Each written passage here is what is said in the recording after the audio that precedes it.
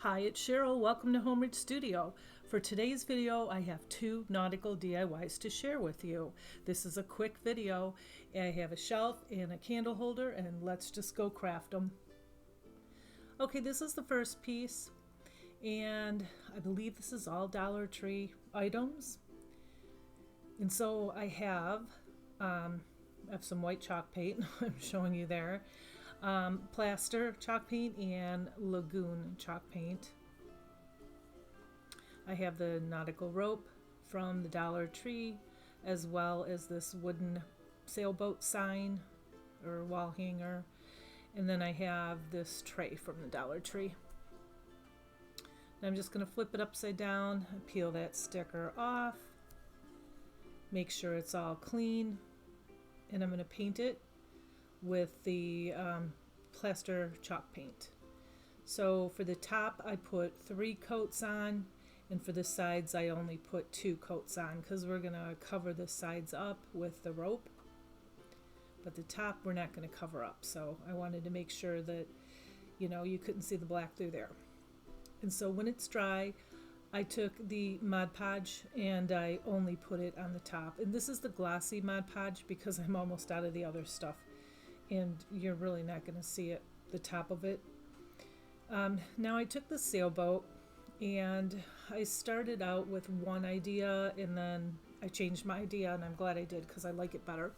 But I painted the frame with white chalk paint, and then I wanted to paint the boat with the antique wax, and the water I wanted to paint with the lagoon color, and then the flag with the yellow maize color chalk paint that I didn't show you in the beginning. But it was just hard to distinguish the boat, what part was the boat, like on the bottom of the boat in the water. So I decided to kind of mute it all. So I painted the whole thing other than the frame with the antique wax, and I kind of made it darker.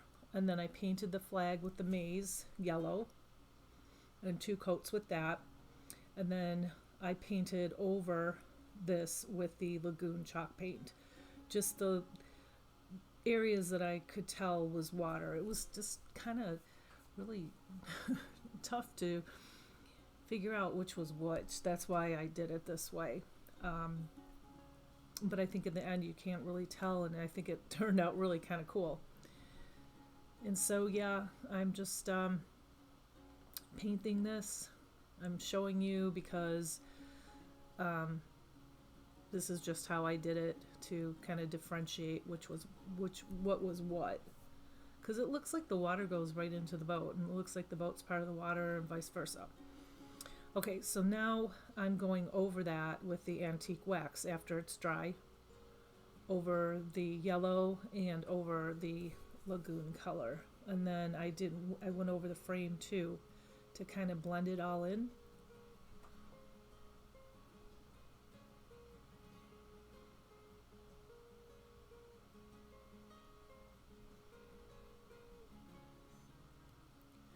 And then I thought I'd better do the top of the shelf, or the, what do you call it, tray tray, but it's going to be a shelf. Okay, and so of course that was dry, and then I'm just taking the rope, and I believe I only needed one, and I had actually some to spare, but I took the rope all the way around the whole entire thing. So I think there's 3 rolls of rope on it, but you'll see.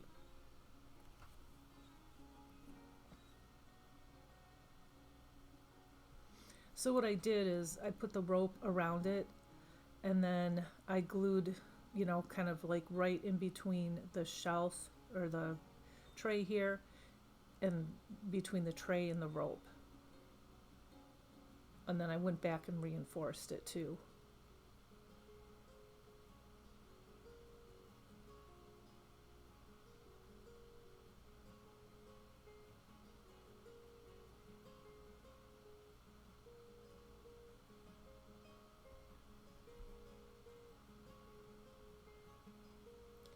Okay, so when I get to the end there, I just trimmed it off. I probably didn't need to. I probably could have just kept going around. But I trimmed it off, and then I took a bunch of hot glue and I smushed it in there and smushed those pieces together.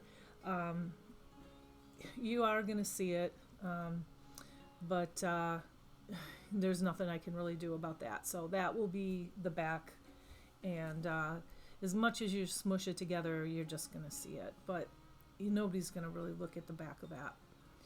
And so in the same area, I'm just taking some more of the rope and I'm just going to wrap it around the whole entire thing again.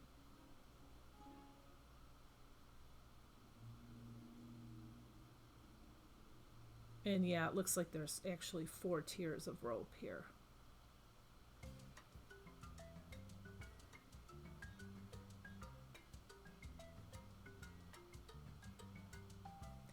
Yep, and so I just went around and reinforced it again on the top. Tried to smush that rope together a little bit more so it didn't look really, really bad.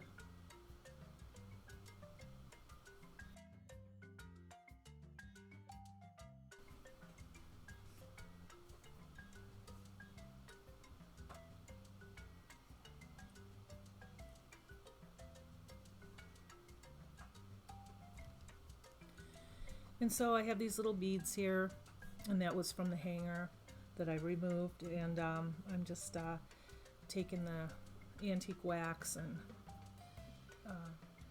staining those too. And then now I have 2 Jenga blocks, or the tumbling tower blocks from the Dollar Tree. I have a bunch of those, and I'm just putting them right up there so the boat can lean against that. And then I decided I was going to stain 2 more of those little beads and put them on the bottom. I don't think it's necessary because, I don't know, you really don't see them, especially if you put things on them, you're not going to see them. But I thought it would be kind of more uniform if I had 2 on the top and then 2 on the bottom. And yeah, I just glued that up. I kind of put it on just a tilt just a little bit just to make sure that it stayed up there, and yeah, this is what it looked like. So now between where the water runs into the boat, I heavily distressed it with, as you can see here, with the antique wax. I kind of almost like smushed it on a little bit so it kind of hides those stark lines, and I'm really happy the way this turned out. Let me know what you think about it.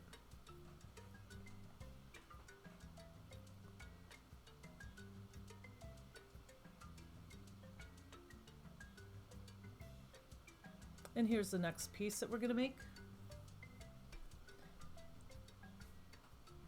And so here's some things. I have this tray from the Dollar Tree. And I do not use ribbon. I thought I was going to, but I didn't. I have shells. I don't use those. I use them as decoration, but yeah, I don't use those. I have a bunch of these jumbo craft sticks, and those are from Walmart. And I have a whole bag full of these dowel rods, and they're from Walmart. They're all different shapes and sizes. Some are round, some are square. I have 4 of the square ones, the same size. And then I have this sky blue acrylic paint from the Dollar Tree, and I have just white chalk paint. So I'm going to paint 6 of these with the acrylic blue, and 6 of them, 6 more, so there's 12 total, with the white chalk paint. The 4 dowel rods with the white chalk paint, and also the tray with the white chalk paint. Not the inside of the tray because that's going to be on the bottom, but all the sides and the bottom of the tray. You'll see what I mean. So this took about 2 coats of white chalk paint. Not a big deal, but I had to paint both sides and the sides. And it took a little while because I had to keep drying them and then turning them around, and but the blue ones were tough because I had put 3 coats of this blue. I've used it before. It just depends on what you use it on, but this acrylic blue from the Dollar Tree, it's pretty, I don't know, it's pretty thin, and you could still see the wood. After, 3 coats, you could still see kind of the wood grain through it, but then I kind of went with it. I thought, well, this is kind of beachy, so, and it looks fine. It just kind of bothered me because I really didn't want that grain to show through, but, what can you do? I think I could have probably painted 3 more, coats on that. It probably still would have looked like that. I don't know if it's the craft sticks or what.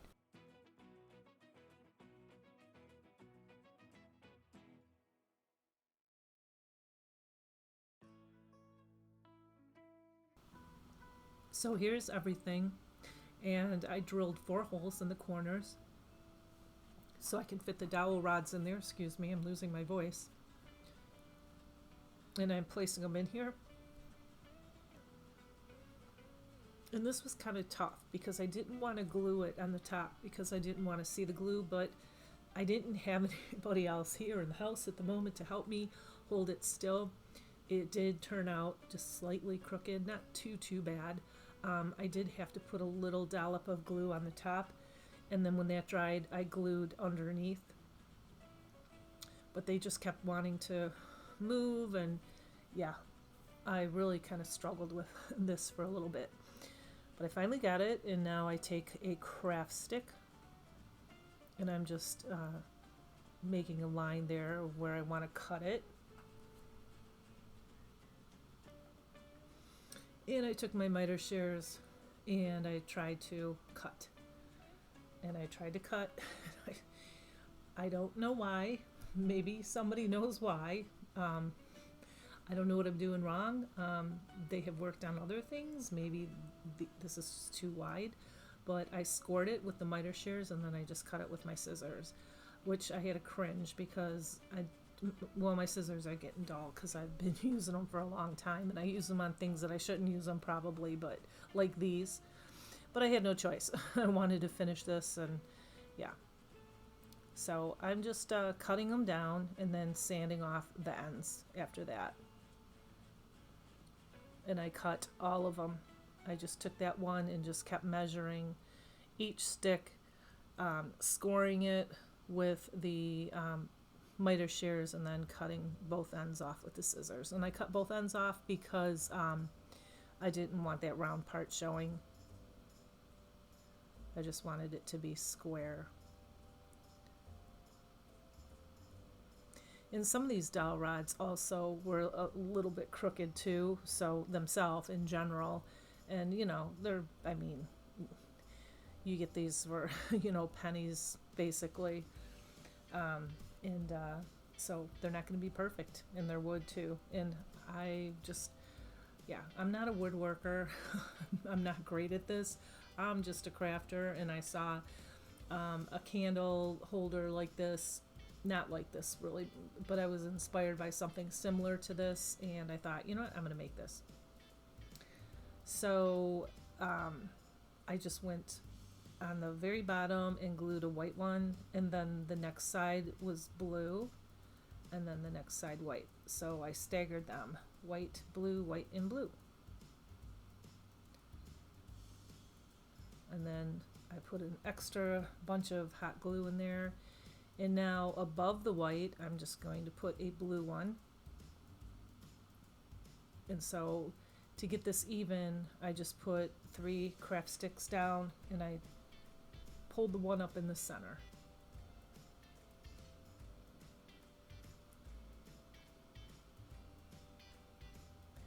And once it gets going, it gets easier because you have no choice. That's just where you're going to put it. But as you can see, one of them was slightly bent, and the glue had already dried, and I used Gorilla Glue, so it's a pretty good stick. I could probably take my blow dryer, but I thought, you know what, it's good enough. So now you could touch up the corners if you want, or the ends of these pieces, but I thought, some rope would look really cool on here. So I took the rope to hide the ends, and I just glued it at the bottom, pulled it straight up to the top, and then wrapped about 5 or 6 wraps around the top. And I'll show you again here. So I glued it, I ran a bead of glue all the way up to the last craft stick, and then just put that rope down, or the jute down, And I have this jute. I have a roll of it. Is from Walmart. It's a little thicker than the Dollar Tree, but the Dollar Tree stuff will work fine. See, I wrapped it around, I don't know, 5, 6, maybe 7 times. And then when I got to the end, I just put a dollop of hot glue there and let it dry, and then I just clipped it off. So I did it to all 4. Now my miter shears work. I'm like, oh boy, there's not going to be able to cut these dowel rods. What am I going to do? But no, it just cut right, just like you're cutting a piece of butter. It just went right through. So I don't know. Let me know if I was doing something wrong, or they're not the best miter shears. They were kind of inexpensive. I got them last year, so yeah, maybe that's what it is. I thought I pressed play and I didn't, but I'm showing you what it looks like. And then I have the beads that these 4 white beads that I had in my stash, and I just glued those on top, and I thought that looked, it just made it. And here's what it looks like. It did turn out well. I thought it turned out really well.